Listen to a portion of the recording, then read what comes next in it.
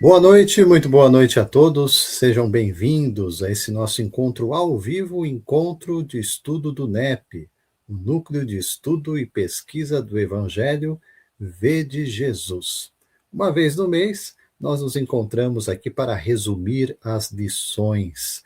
E não é diferente dessa forma, olhando para o mês de abril, que acabou de se encerrar, vamos meditar em torno das lições que, sempre às segundas-feiras, às 20 horas, nós procuramos trazer na série que intitulamos Romanos, verso a verso. Carta de Paulo aos Romanos, interpretada à luz da doutrina consoladora. É o Espiritismo cristão fazendo aquilo que Jesus prometera. Relembrar as suas palavras ao mesmo tempo em que vamos aprendendo no desenvolvimento e aplicação da doutrina no ensino do Evangelho. A boa nova de Jesus para os corações. Não estou sozinho, acompanhado na noite de hoje pela presença do nosso querido amigo André Fernandes, indo diretamente lá da capital, minha terra natal, São Paulo. André com a gente. Muito boa noite, André, seja bem-vindo. Boa noite, Emerson. Boa noite, amigos. Hoje um pouco triste pelo nosso desfalque da Juliette, né? Então vai fazer bastante falta hoje. Sem dúvida, né? A Juliette não pôde estar com a gente aqui pela presença de familiares em casa, e nós compreendemos isso, tão importante quanto, né, o nosso encontro aqui para meditar em torno do Evangelho, como eu disse, é a aplicação dele. E por conta disso, a Juliette hoje não está conosco, mas deixou também reflexões que eu vou trazer aqui para vocês, né, na sequência dos nossos comentários, do estudo, das reflexões que vamos tratar hoje. Lembrando que estamos aqui numa quarta temporada, tá, de comentários. Então, aqueles que desejarem, que já estão acompanhando ou que procuram se aprofundar também, no canal do YouTube há uma playlist preparada pelo nosso querido amigo Paulo Marzanati, e que está ali desde a introdução, passando pelos capítulos e versículos estudados da carta de Paulo aos Romanos, né? Cada um dos episódios. Hoje, episódio de número 165 desta série. E, como disse, nós vamos tratar sobre o resumo do mês, daquilo que for estudado no mês de abril. Aqui, ó, Romanos, em capítulo 6, né, sexto capítulo da carta aos Romanos, entre os versos de número 5 até o verso de número 8. Desde já eu convoco você que nos acompanha agora, ou virá nos acompanhar depois na transmissão, né? Nos compartilhamentos que faremos também nos diversos grupos, e convidamos você a fazer o mesmo também para que possa alcançar o maior número de interessados possível aqui o nosso estudo, né? Então, através da sua Bíblia física, através virtual, acompanhando a nossa leitura e os nossos comentários aqui, esteja à vontade. Eu vou então, André, trazendo para a gente os versos. Nós temos uma sequência aí de 4 versos, né? Então, nós vamos tratar dentro daqueles pares que nós procuramos aí separar, primeiro os versos 5 e 6, depois 7 e 8, né? E aí vamos tratar no plano geral, procurando extrair as lições centrais daquilo que podemos aprender para aplicar nas lições da carta aos Romanos, à luz da doutrina espírita. Primeiro ponto aqui, o pensamento paulino anotado pelo escriba Tércio, aquele que trouxe para a gente em palavras o pensamento de Paulo na carta aos Romanos. O pensamento é o seguinte: porque se fomos plantados juntamente com ele, na semelhança da sua morte, também o seremos na da sua ressurreição. E aí depois, na sequência, sexto verso, sabendo isto, que o nosso homem velho foi com ele crucificado, para que o corpo do pecado seja desfeito, para que não sirvamos mais ao pecado. É muito comum isso nos textos paulinos, né? As ideias mesmo que meio que assim circulam, voltam determinados termos e ele acrescenta algo. Isso é muito comum tanto nas cartas de Paulo quanto no Evangelho e nas cartas de João. Mas, especialmente em Paulo aqui, nós acrescentamos, pela própria formação paulina, né? Estamos falando de um doutor da lei mosaica, existe aí uma terminologia jurídica, inclusive no tratamento, em toda a carta, nos termos de doutrina que ele utiliza, né? Nós já passamos aqui, sendo a principal delas, a doutrina da justificação pela fé, que tem a ver com esse símbolo jurídico, né, de absolvição daquele que se encontrar até então em transgressão diante da lei divina. A justificação é o perdão de Deus que concede ao coração arrependido e que deposita a sua fé, a sua confiança em Cristo Jesus, acesso renovado a Deus. E esse acesso renovado a Deus o coloca num novo posicionamento de relacionamento. Reconciliado, ele adentra então num caminho que, na doutrina ensinada em Romanos, na doutrina paulina, é chamado de santificação. E para nós espíritas, é muito bem conhecida sobre a ideia de reforma íntima, transformação interior. Portanto, recapitulo a ideia de que justificação é um ato misericordioso e deliberado de Deus para com os homens, para com a sua criação. E do outro lado, nós temos a santificação como um processo. O 6º capítulo da Carta aos Romanos, que começa com a pergunta paulina, né? E essa pergunta é o que vai nortear toda a resposta dos versos na sua sequência. A pergunta inicial de Paulo é: que diremos, pois? Permaneceremos no pecado para que a graça abunde? Ou seja, qual que é a preocupação de Paulo ao responder isso em todo o 6º capítulo? Será que eu devo permanecer pecando e pecando cada vez mais para mostrar que a graça funciona e que ela abunda no sentido de que ela excede o meu próprio erro e vai cobrir todo e qualquer deslize, todo e qualquer ato deliberado em oposição à divina lei? E dentro dessas respostas nós encontramos aqui entre esses versos 5 e 6 as primeiras reflexões. Quero chamar o André para nos auxiliar nesse pensamento e na exposição das lições que podemos aprender aqui nesses primeiros 2 versos estudados no 6º capítulo. André, fica à vontade. Bom, quando a gente começa a refletir no versículo anterior, não o 5, né? Não está na tela, mas o 5, nós encontramos um ensinamento muito simples, mas ao mesmo tempo muito profundo no seu conteúdo. Porque o apóstolo Paulo nos fala, né? Como está na tela, se fomos plantados juntamente com ele na semelhança da sua morte, também o seremos na sua ressurreição. Mas o que ele quer dizer com isso, né? De maneira prática, acessível a nós do século XXI, no Ocidente, né? Geralmente a gente pega alguns elementos chaves, né, e começa a tentar decifrar. Na perspectiva espírita, uma das interpretações que a gente pode dar para essa morte que Paulo fala, não é a morte física, mas ela representa uma transformação interior. A gente pode interpretar essa morte como sendo aquele momento quando nós começamos a perceber que certos comportamentos já não fazem mais sentido em nossa vida, atitudes tais como egoísmo, orgulho, impaciência, vaidade, enfim, assim por diante, né? Daria para ficar a noite toda enumerando nossas imperfeições.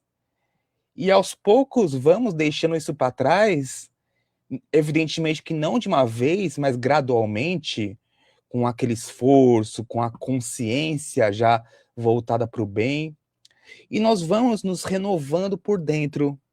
Aquela versão antiga de nós mesmos, talvez mais impulsiva, e assim, e etc., começa a dar lugar a uma forma mais equilibrada, mais compreensiva, mais voltada para o bem. Então, esse é o significado aqui de morrer com Cristo, que é abrir mão do que nos afasta das leis divinas. E então vem a segunda parte do ensinamento de Paulo, que é a questão da ressurreição. toda vez que nós conseguimos superar uma imperfeição, algo novo nasce em nós. Quando nós escolhemos ter paciência em vez de reagir com irritação, quando nós conseguimos perdoar em vez de guardar uma mágoa, nós estamos vivendo essa ressurreição. Então é uma nova forma de viver mais leve, mais consciente. E esse processo faz parte da nossa evolução como espíritos imortais. Como já falamos, não acontece de uma vez, de uma hora para outra, né? De uma única vez. Nem numa única encarnação, né? Como Nicodemos aprendeu muito bem, é preciso nascer novamente. Então vamos aprendendo aos poucos, através das experiências, dos desafios, até dos equívocos, por que não, né? Para ganhar experiência. E cada esforço sincero conta. Nada se perde em termos evolutivos espirituais. Então, esse unir-se a Cristo, a gente já começa a compreender que não é apenas acreditar nele, né? Como alguns irmãos nossos compreendem, porque ficaria talvez algo muito rasteiro, muito superficial, né? Mas é sobretudo como a gente aprende, buscar viver como ele nos ensinou. É trazer para o dia a dia os valores que ele exemplificou. O amor, a humildade, a caridade, a compreensão, a indulgência, etc, etc, etc, né? Então a gente vê que esse versículo 5 começa a nos trazer uma mensagem muito bonita, porque ele nos mostra que todos nós estamos em um processo de transformação, que não precisamos ser perfeitos, mas precisamos estar dispostos a melhorarmos. E diante disso, a gente até pode começar a refletir, né? O que em mim já pode ser transformado hoje, né? Começar por hoje. Qual é esse pequeno passo que eu posso dar para me tornar uma pessoa melhor, né? Aos pouquinhos, já começar a trabalhar nesse aspecto, né? Porque é assim, passo a passo, com paciência, com perseverança, que vamos deixando para trás aquilo que nos limita e permitindo nascer dentro de nós uma vida cada vez mais alinhada com as leis divinas, alinhada com o bem, com os ensinamentos de Jesus. E na sequência, Paulo nos diz o seguinte, acho que ele coloca assim, sabendo disso, que o nosso homem velho foi com ele crucificado, para que o corpo do pecado seja desfeito, para que não servamos mais ao pecado. Versículo 6, né? Romanos 6:6. A gente pode começar com esse velho homem, né? Mas quem que é esse velho homem velho aí? Esse velho homem representa aquilo que ainda precisamos transformar em nós. São os nossos hábitos negativos, nossas reações impulsivas, o nosso orgulho, o nosso egoísmo, a nossa dificuldade de perdoar, e etc, etc, assim por diante, né? São aqueles comportamentos que nós fomos acumulando ao longo da nossa caminhada evolutiva e que muitas vezes ainda dirigem nossas atitudes sem que muitas vezes a gente sequer perceba que elas estão lá. Então, quando o texto diz para a gente que esse velho homem foi crucificado com Jesus, ele usa uma imagem muito forte para falar de algo muito prático, que eu entendo como sendo esse esforço da mudança. Porque esse crucificar aqui, se a gente destrinchar, uma das simbologias que a gente pode tirar daqui é que significa não alimentar padrões daquele velho homem, né? Padrões que não são mais alinhados com o bem, né? Com amor. É quando, diante de uma situação, nós sentimos o impulso de agir de forma negativa, mas escolhemos agir de outra forma, de uma forma mais adequada. E isso não acontece uma única vez, né? É aquele exercício diário. E a cada vez que a gente controla, por exemplo, uma irritação, que escolhe ouvir em vez de discutir, que a gente evita uma resposta impulsiva, a gente está pouco a pouco enfraquecendo esse velho homem que habita dentro da gente. ele não desaparece de imediato, mas vai perdendo força. É isso que Paulo quer dizer quando fala que o corpo do pecado será destruído. Não é que deixaremos de ter imperfeições, né? De um dia para o outro, pelo menos, mas elas deixam de mandar em nós, de nos comandar, né? De sentar naquele trono do rei, né?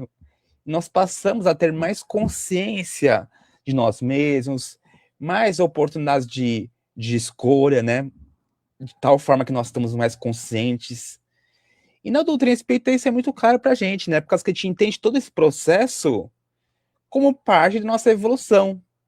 Nós somos espíritos imortais em aprendizado, né, como todos nós já sabemos, e cada situação da vida é uma oportunidade de crescimento. Absolutamente tudo que nos acontece tem um propósito de crescimento espiritual, né? E às vezes, com base nessas oportunidades de crescimento, nesses aprendizados, algumas vezes a gente acerta, às vezes a gente erra, né? Naturalmente, por causa que a gente tá aprendendo, tá engatinhando. Mas quando há um esforço sincero, nós estamos avançando, por mais que seja devagar. Então vem uma ideia muito importante, né?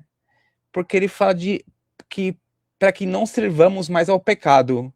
Servir ao pecado aqui, eu entendo que é viver no automático, sendo dominado por nossas imperfeições. Mas à medida que nos transformamos, vamos conquistando algo precioso, que é uma liberdade. Já não reagimos como antes, já não somos conduzidos pelos mesmos impulsos internos. Então, é unir-se ao exemplo de Jesus, que é exatamente isso. É aprender pouco a pouco a viver de forma mais consciente, mais equilibrada e mais alinhada ao bem. E diante disso, a gente até pode se perguntar, né? Será que tem algumas situações que eu ainda ajo no modo automático, né? Que situações são essas? Porque é nesse esforço simples do dia a dia que acontece a verdadeira transformação. Não como algo distante, né? Mas é algo construído pouco a pouco, em cada escolha, em cada atitude, a cada dia, né? E assim, com persistência e boa vontade, nós vamos deixando de ser conduzidos pelas nossas imperfeições, pelas nossas paixões, né? Pelos nossos corcéis, que muitas vezes não são muito bem domados, né? E nós vamos aprendendo a viver com mais lucidez, com mais equilíbrio, com mais paz. Então, Emerson, acerca desses 2 primeiros versículos, para te iniciar por hoje, foi isso que eu compreendi. Não sei se o que você compreendeu, o que a Juliette havia colocado lá no grupo, está alinhado com isso ou tem uma interpretação um pouco diferente? Com você.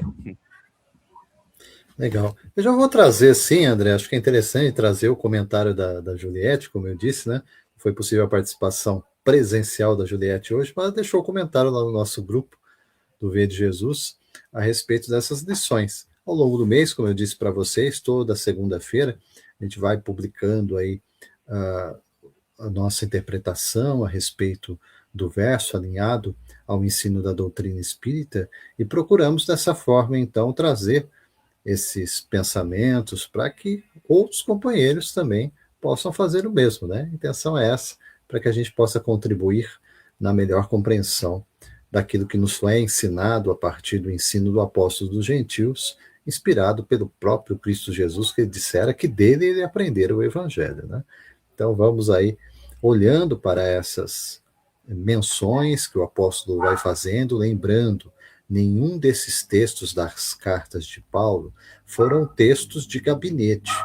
Paulo não sentava e ficava pensando assim, qual o tema de hoje? O que eu vou escrever aqui? A própria divisão que nós fazemos aqui para estudar, gente, o verso a verso, é com base naquilo que nós temos hoje, nas traduções, mas não havia divisão em capítulos ou versículos.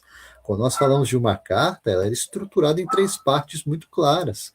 Havia uma parte de apresentação, o corpo da carta, que é o ensino próprio ali que nós encontramos entre os 16 capítulos, e ao final, então, uma conclusão, destinando, no caso aqui, à comunidade cristã em Roma, como já dissemos em outras ocasiões, uma comunidade mista de judeus e de gentios, de estrangeiros. Então, portanto, Paulo falava para um público muito amplo, daquele que conhecia Moisés e aquele que tinha muito pouca familiaridade ou não o conhecia. Então, Paulo tende a uma linguagem que é universal, que venha a alcançar o maior número de pessoas possível no seu entendimento daquilo que ele está tratando, falando, comunicando através da carta, né? E mesmo por isso, a carta tem essa preocupação de meio que assim estruturar ensino, né? Então a gente vai pegar a sequência do que ficou depois de divisão entre capítulos e versículos, e nós vamos perceber que essa é a preocupação pedagógica, inclusive, do apóstolo para apresentar o evangelho através deste ensinamento. A Juliette trouxe aqui para a gente, dentro dessas reflexões, ela escreve assim: como temos visto até agora, o tema central do capítulo 6 é a santificação da criatura. O poder divino voltado para uma vida justa. As perguntas que nós fazemos é: a morte sacrificial de Jesus removeu nossas culpas com relação aos desvios da lei? A ressurreição dele, Jesus, nos fez novas criaturas simplesmente, ou devemos ver nela, na ressurreição, o exemplo a seguir, no sentido de crucificar nosso homem velho? Nesta perícope, nesta passagem, Paulo nos esclarece estas questões utilizando a palavra morte como a transformação definitiva do ser. Ou seja, ele nos convida a deixar na nossa cruz o homem desviado no erro e ressuscitando como Jesus. Agir nos princípios da lei divina, tendo como modelo o Cristo ressurreto. Tem um ponto aqui, André, quero que você também tiver outros que você queira tratar dentro do comentário da Juliette, mas chamou muita atenção quando ela fala de nos convidar a deixar na nossa cruz o homem desviado. Isso bate com a menção do próprio Cristo, né? Porque quando ele nos chama a condição de discípulo, a forma de discipulado que Jesus estabelece no contato conosco é assim, ó: quer vir após mim? Quer dizer, quer me seguir? Que aí está o convite, né? Não fala, venha a todo custo. Não. Você quer me seguir? Tome a sua cruz. Renuncie a si mesmo. Siga-me. E aí continua, né? Quem quiser salvar sua vida vai perdê-la, todo aquele que perdê-la, por amor a mim, o evangelho, este a salvará. De que vale o homem ganhar o mundo todo, perdendo a si mesmo, e o que daria o homem por resgate de sua alma. Mas tudo começa na questão do tomar a própria cruz. Nós sabemos, com o próprio olhar da doutrina espírita, que não estamos aqui casualmente. É um mundo de provas, de expiações. Quem tem provas tem avaliações. E nas avaliações nós podemos ser reprovados ou aprovados. E temos expiações, que é o olhar para o passado culposo de desvios, de erros cometidos, e ou mudar, virar a página, e é preciso olhar para a mensagem central do Evangelho, que é o quê, gente? Como Jesus apresenta o Evangelho de forma simples e clara para todos nós, aqui no século XXI, tal qual ele fizera no século I. Arrependei-vos e crede no Evangelho.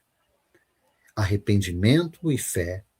Fé e arrependimento estão conjuntamente expressos em cada um desses versos, em cada uma dessas condições que nós estamos expressando e manifestando aqui no ensinamento paulino.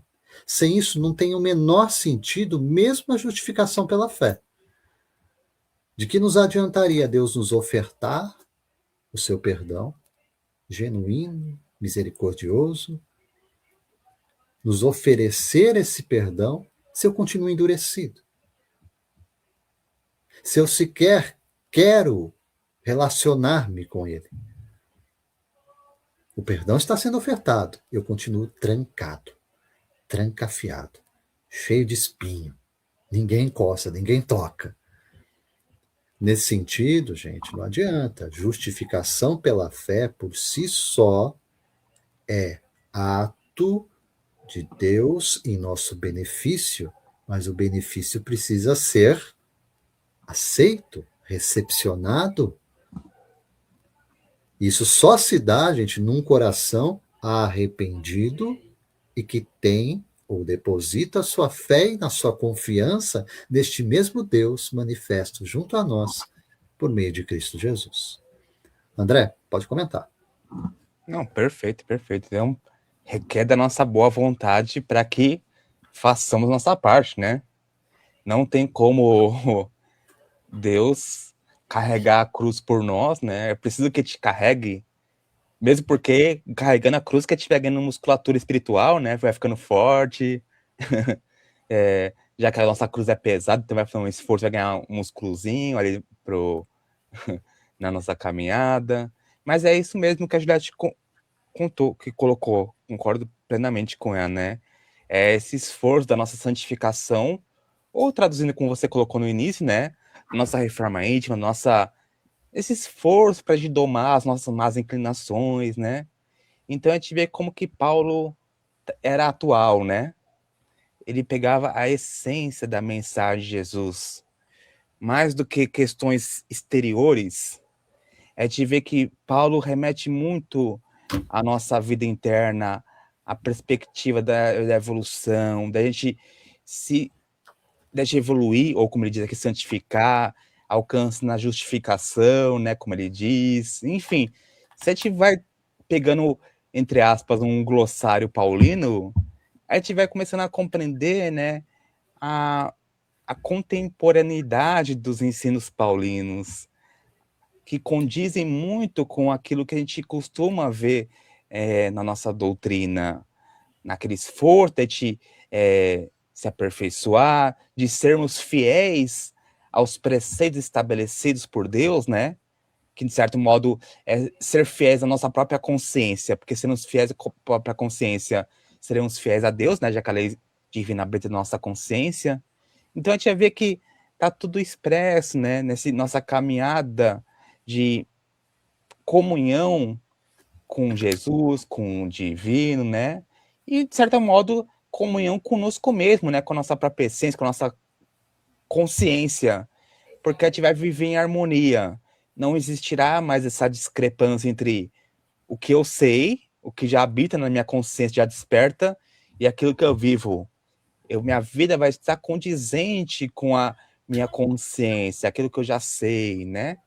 Então, é isso que nós tentamos trabalhar, né, com os ensinamentos paulinos a cada segunda-feira, a cada revisão, né? Em que Paulo sempre bate nessa tecla da importância de te usar Jesus não como modo de adoração exterior, mas evidentemente alcançando aquilo que a doutrina nos conclama, que é Jesus como um modelo a ser para nos inspirar, aquele guia para a gente seguir seus passos. Então, acima de tudo, que possamos viver tal como Jesus nos ensinou, né? Mais do que louvá-lo com os lábios, que possamos viver, né? Acima de tudo, assim como ele nos ensinou, nos exemplificou em sua passagem aqui na Terra. Eu acho muito interessante aqui, André, também o uso da expressão plantio ou plantados, né, utilizado por Paulo, porque você vai pegar a tradução a partir do grego, o grego, a palavra utilizada lá, sumphtoi, significa o unidos com ele, né, remete a plantas que crescem juntas, ou plantas que são enxertadas, né, nos transmitindo a ideia de que aquele que tem fé, ele foi plantado com Cristo, na semelhança da sua morte, e também sendo esta uma certeza lógica, que também ele vai florescer na semelhança da ressurreição de Cristo. Alinhando isso à doutrina espírita, Nós sabemos que, assim como os mundos, falamos que o nosso ainda é um mundo de provas e expiações, já passou por um estágio anterior de primitividade, olhando aí as eras mais remotas dos homens das cavernas e tudo aquilo que decorreu desse estágio, avançamos para o mundo de provas e expiações e temos uma sequência de regeneração, de mundos felizes, bem-aventurados, até os mundos chamados ditosos ou celestiais, né? Essa sequência que nós temos na escala dos mundos também se aplica na evolução dos seres. E aí, quando eu olho para a figura humana, aqui, dentro do contexto do ensino de Paulo, nossa figura adâmica, representando o homem rebelado diante da divina lei, mas chamado à reconciliação com Deus, para que através dessa reconciliação ele trilhe um caminho de retorno ao Pai, nós vamos ver aqui o plantados juntos na semelhança da sua morte e depois o entendimento que, isto acontecendo, também seremos semelhantes a Cristo na sua ressurreição. Aí eu tenho que olhar para a escala espírita. O que a escala espírita fala? Sobre o estágio da classe única, dos espíritos puros e perfeitos que vivem em plena integração com o Pai. Eu tenho que notar com grande clareza que Deus permitiu, estava dentro do plano divino da redenção, que ele nos enviasse o seu Filho bem-amado, nosso irmão Jesus, que é um espírito desta condição, dessa estirpe.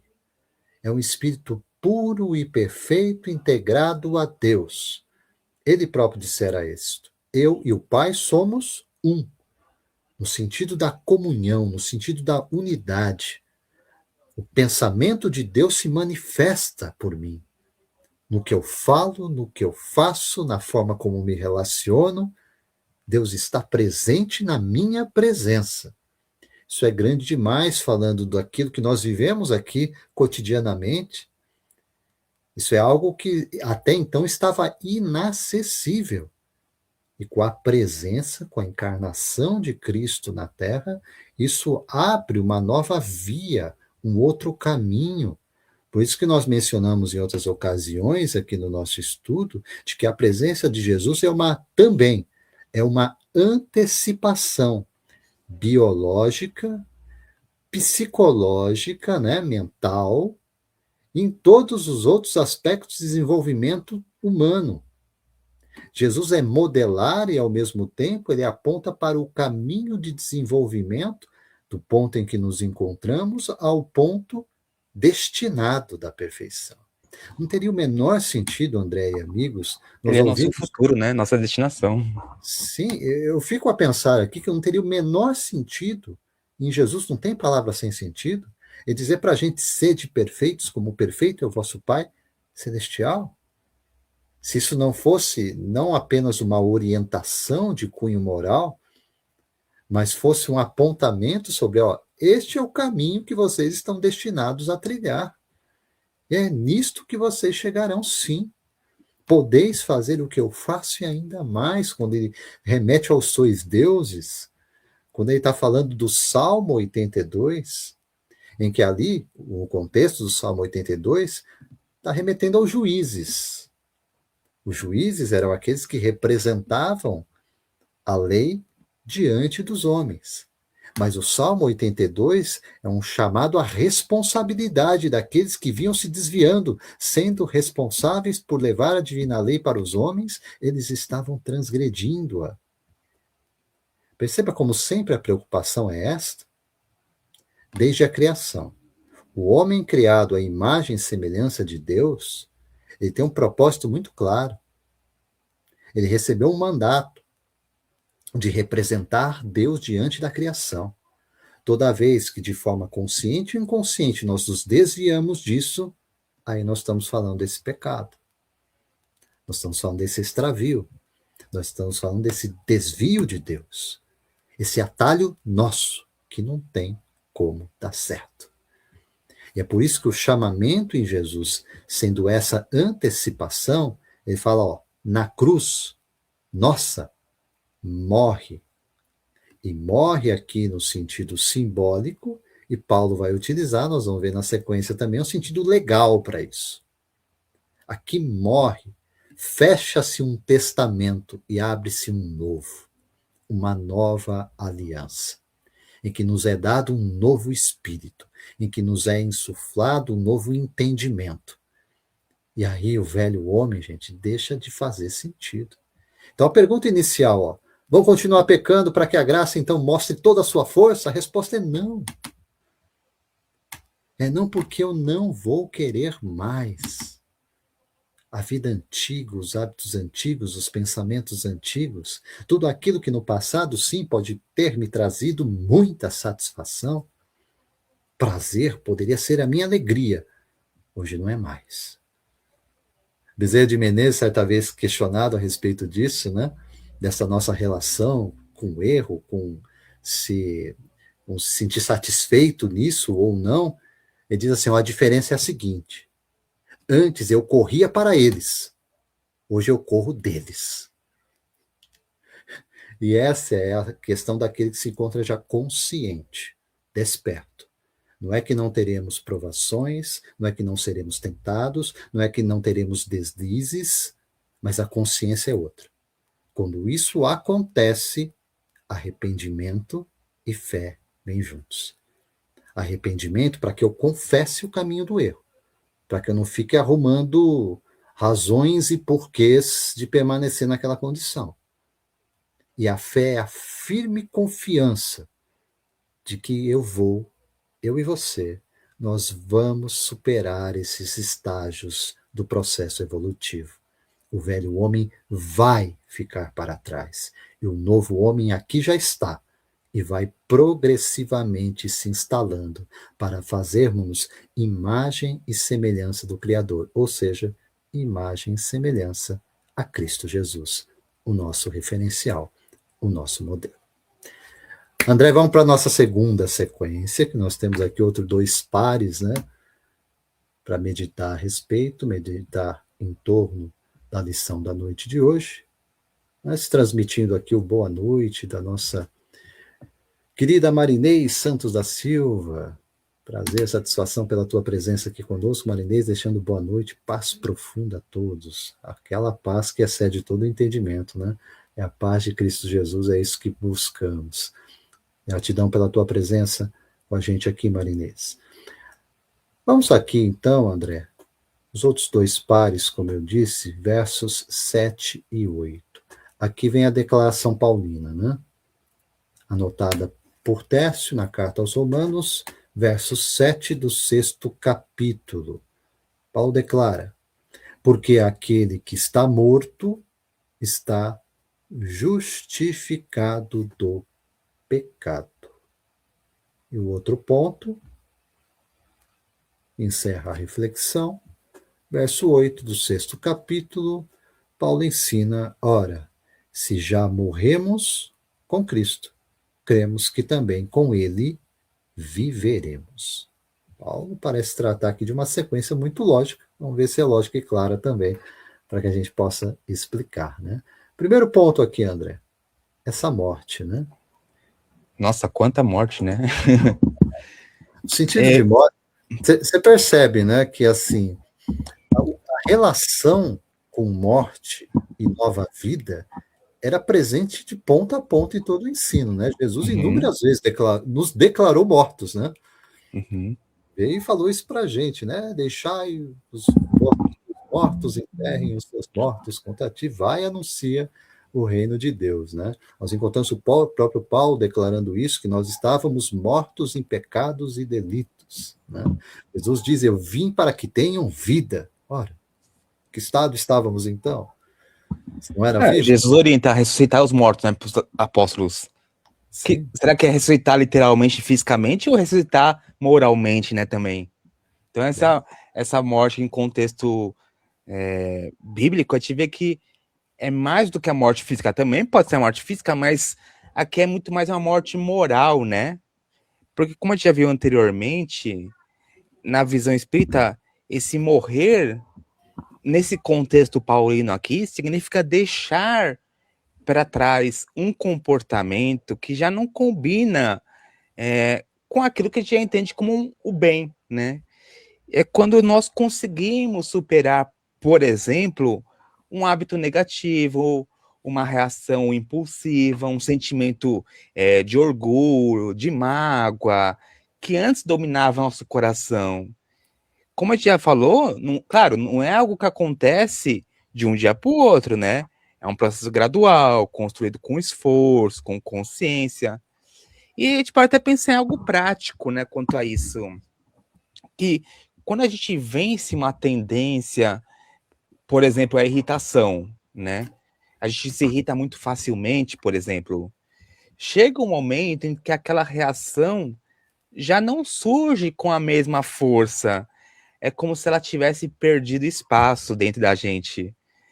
É isso que Paulo chama de morrer para aquele padrão, né, de comportamento. Então vem a parte que eu acho mais bonita, né, desse ensinamento, que ele diz que está justificado do pecado, né? Isso significa que aquilo que já foi superado deixa de ter poder sobre nós. Não somos mais conduzidos por aquela imperfeição, né? É como se ganhássemos uma liberdade, vamos dizer assim, né? Então, cada vez que conseguimos melhorar um pouquinho, nós estamos avançando, né? Como ele já falou, nada se perde. Então, toda conquista moral fica registrada em nós, né? Como consequência evolutiva, como um aprendizado que levamos para o futuro. E esse ensinamento também nos ajuda a olhar para o passado com mais equilíbrio, né? Porque todos nós temos falhas, todos nós já erramos, mas o que realmente importa é o que estamos fazendo daqui em diante. Porque quando há uma mudança sincera, quando há um esforço real de transformação, o passado deixa de nos definir.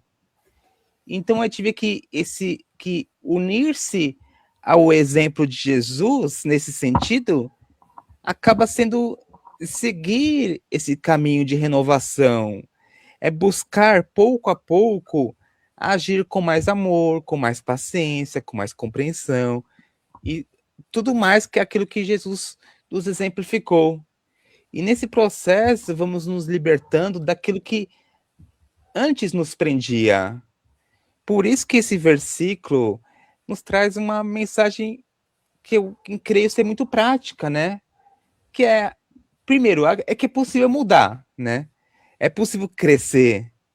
E principalmente é possível nos libertarmos, né?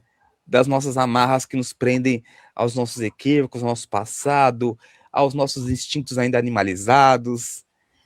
A gente pode até pensar, né, com base nisso, né?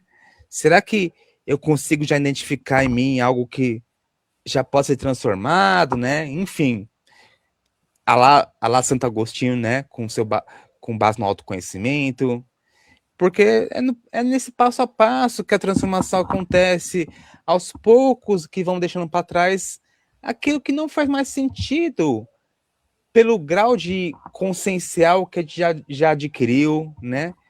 E vamos construindo dentro de nós uma vida mais leve, mais consciente, mais alinhada com o bem. E por fim, quando a gente vai para o último versículo, né, que o Emerson vai colocar aqui na tela, que fala: ora, se já morremos com Cristo, cremos que também com ele viveremos. Ou seja, o que isso quer dizer? Eu entendi, né, que reiterando novamente, porque novamente ele fala dessa questão do morrer, né, da morte, enfim, novamente diremos que essa morte não é uma morte do corpo, né, mas é uma morte das nossas imperfeições. É quando começamos a deixar para trás aquilo que não nos faz bem. E a gente pode citar tantas coisas, né? E toda vez que a gente percebe um erro em nós mesmos e tentamos agir melhor, a gente está, de certa forma, morrendo entre aspas, né, para aquele padrão antigo. Evidentemente que não é algo fácil, né, e nem acontece uma única vez, é um processo, né, mas é o esforço, gotinha a gotinha que vai contando, né. Mas eu acho que a parte que mais me chama a atenção aqui, Emerson, amigos, é essa segunda parte, que ele fala assim, ó, também com ele viveremos, né? Porque aqui eu entendo que a ideia é que viver com Cristo, diferente talvez do que algumas pessoas possam compreender, né? Ah, é quando eu morrer, eu vou viver no céu com Jesus, né? Eu entendo aqui, acho que o Emerson vai concordar, né, que viver com Jesus nesse contexto não significa algo que vai acontecer no futuro, quando eu morrer, né? Quando a gente olha pelas lentes da doutrina espírita, a gente entende que isso começa agora, né? Primeiro ponto, dentro de nós. Não é algo exterior, é algo interno. E à medida que nos tornamos pessoas melhores, mais pacientes, mais compreensivas, mais voltadas ao bem, nós começamos a viver diferente. Nós sentimos mais paz, mais equilíbrio, mais sentido na vida. É como se a nossa maneira de viver fosse se elevando. Então, esse viver com Cristo, a gente entende que, na verdade, é uma questão muito mais de sintonia. Porque quanto mais nos aproximamos dos ensinamentos de Jesus, mais nossa vida se harmoniza com esses valores. E esse processo não termina em uma única encarnação, como nós sabemos, né? Somos espíritos em evolução e cada experiência é essa oportunidade de crescimento, né? E temos as múltiplas existências, a pluralidade das existências, para nos permitir que a gente galgue cada dia um degrau, né? E mesmo quando a gente erra, a gente não precisa se culpar, porque nós podemos recomeçar, graças à misericórdia divina, né? Que nos permite que nos reergamos, recomecemos, né? Então a gente vê a confiança que esse versículo nos traz, né? Porque ele nos mostra que todo esforço de mudança tem um resultado. Que ao deixarmos para trás aquilo que nos limita, nós estamos abrindo espaço para uma vida melhor, mais leve, mais consciente, mais em paz, né? Porque é tudo fruto de uma harmonia com a minha própria consciência, consequentemente com as próprias leis divinas, né? Então, eu espero que após o estudo de hoje a gente possa, né, que a gente vá morrendo gradativamente, né? Aquilo que nos prende do passado, que não nos convém mais, e que possamos aprender pouco a pouco a viver de uma forma mais alinhada com aquilo que já compreendemos como sendo o bem, como sendo a exemplificação de Jesus, né? E possamos, como diz aqui Paulo, né? Com ele vivermos, né? De tal ponto que a gente se harmonize tanto em tal comunhão, né? Que da mesma forma que Jesus falou, eu e o Pai somos um, que possamos um dia dizer, eu e Jesus somos um, né? Tamanha a comunhão e a harmonia entre nós, né? Vai demorar um pouquinho, né? Mas a gente pode esperar que esse dia chegará, evidentemente, pela lei do progresso. Emerson? Muito bom, André. Estou pensando aqui, há dois pontos que a gente não pode deixar de tratar, né? Jesus nos evangelhos, mais de uma vez, faz menção à ressurreição do último dia. Nós sabemos que as tradições teológicas, né, tendem a julgar esse último dia para um julgamento universal, em que todos serão ressuscitados em seu antigo corpo mortal e dada uma destinação, uns para o céu, outros para o inferno. No entanto, esse mesmo Jesus, ao tratar da ressurreição do último dia, diz que uns ressuscitarão para a condenação, outros ressuscitarão para esta nova vida. Ora, quando nós recebemos do Consolador prometido, como eu já disse, não só a escala dos mundos, mas a escala da evolução dos seres, eu sei que ressurreição do último dia perfeitamente deve significar fim do ciclo das reencarnações. E quando isto acontecer, não teremos mais morte, porque viveremos integralmente na nossa condição original, de espíritos imortais, não mais sujeito a estes corpos perecíveis, como o próprio Paulo, na carta aos Coríntios, no capítulo 15, que eu tenho como primeira carta, né? Capítulo 15, que eu tenho como um tratado da ressurreição. E lá Paulo é declarativo, né? Ele diz assim: ora, se há corpo natural, físico, há também corpo espiritual, que ele chama de o corpo da ressurreição, o corpo incorruptível. Com a doutrina, nós sabemos que cada um de nós temos esse corpo físico mortal, mas também temos o nosso corpo espiritual ou perispírito, o envoltório do espírito, e que ele vai se modificando como um corpo semimaterial, de acordo com o mundo que nós percorremos. Jesus, no Evangelho de João, no seu terceiro capítulo, quando vai anunciar que há muitas moradas na casa do Pai, ele diz: olha, se não fosse assim, eu já vos teria dito. Ele está afirmando: muitas moradas há. Ele diz: eu vou-vos preparar um lugar para que depois, onde eu esteja, estejais vós também. Essa nova morada, essa morada preparada por Jesus, aparece logo ao final do Apocalipse sob o novo nome simbólico de Nova Jerusalém. E lá se anuncia que na Nova Jerusalém não tem mais dor, não tem mais choro, não tem mais morte. Que Nova Jerusalém é esta?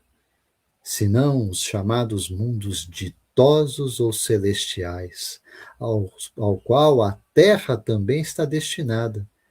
E os habitantes futuros desta terra ditosa, perfeita, celestial, se encontrarão nesta condição. Então, entendo aqui também, André, que perfeitamente nós podemos entender o apontamento de Paulo, que já tinha pleno conhecimento do corpo da ressurreição, do fato que não haveria mais morte, que nesse estado viveremos tal qual Cristo, não mais sujeito à encarnação em corpos perecíveis, portanto, vivendo no seio de Deus, no sentido da sua harmonia e da sua plenitude. E, por consequência, tudo aquilo que você comentou sobre a aplicação dos valores, né? A aplicação do sentido real do Evangelho como relacionamento saudável conosco, com o próximo e com Deus. André, a gente está chegando aqui no ponto final do nosso encerramento, mas eu gostaria de deixar uma dica especial aqui, na ausência da Juliette como a nossa terceira comentarista. Eu tenho a ousadia de chamar aqui para nos ajudar nos comentários ele, o codificador Allan Kardec.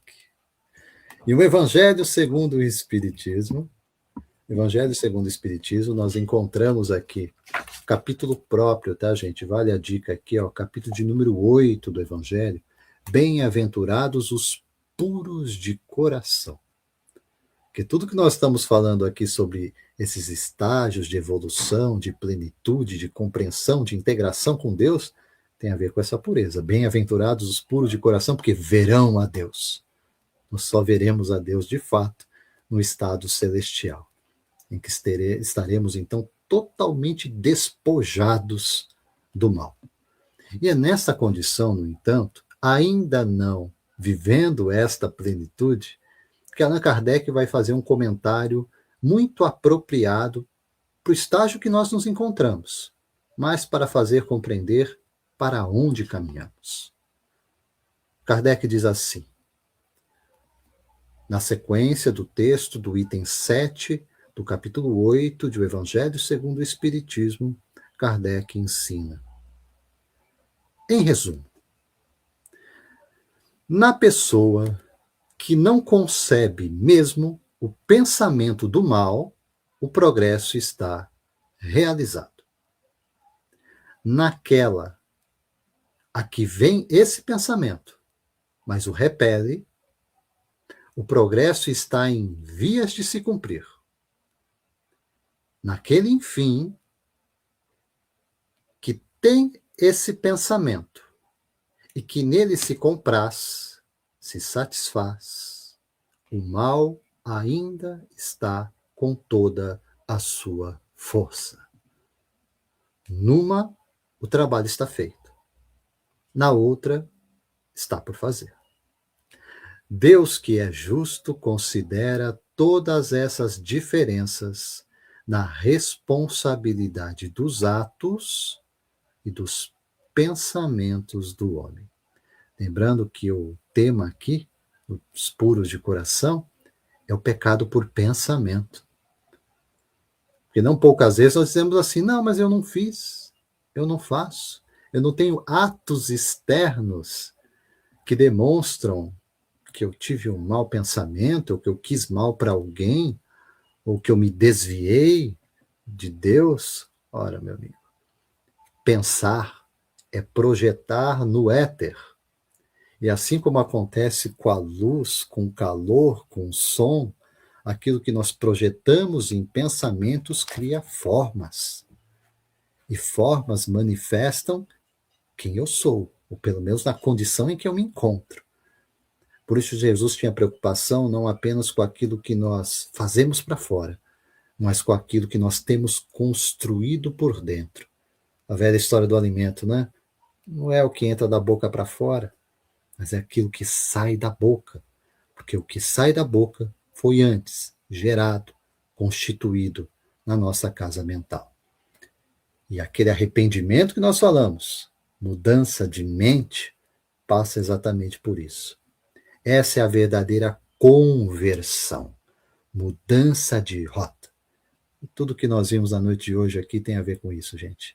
A morte deste nosso homem velho, do Adão rebelde e rebelado diante de Deus, e esta nova criatura em Cristo Jesus. O homem renovado à luz do Evangelho, compreendido sim, mas, sobretudo, aplicado para transformar, quebrar a dureza do nosso coração. André, quero te ouvir aqui nas palavras finais nesse nosso estudo que buscou aqui nesse episódio de número 165 da série Romanos verso a verso, tratar da sequência do 6º capítulo da carta aos Romanos, verso 5 a 8. André. Nesse minutinho final, só gostaria de agradecer pela oportunidade, né?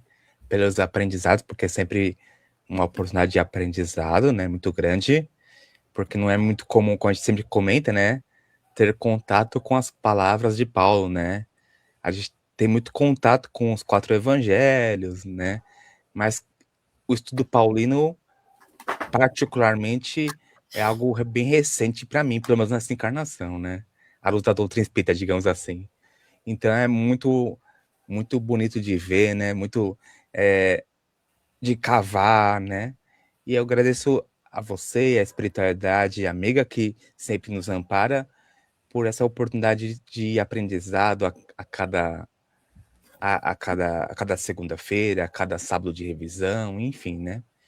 E sempre que precisar, estaremos à disposição. Obrigado.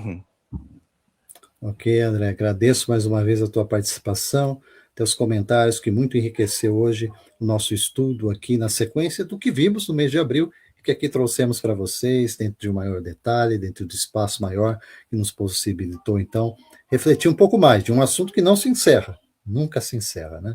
Estamos sempre a aprender. E o convite fica aqui, segundas-feiras, às 20 horas, o nosso encontro no estudo da série Romanos verso a verso, carta de Paulo aos Romanos à luz da doutrina espírita. Página do Facebook, canal do YouTube, basta digitar lá, gente, NEPV de Jesus. Quem não é inscrito ainda, se inscreva, aciona o sino de notificações, recebe os novos vídeos da nossa atividade semanal.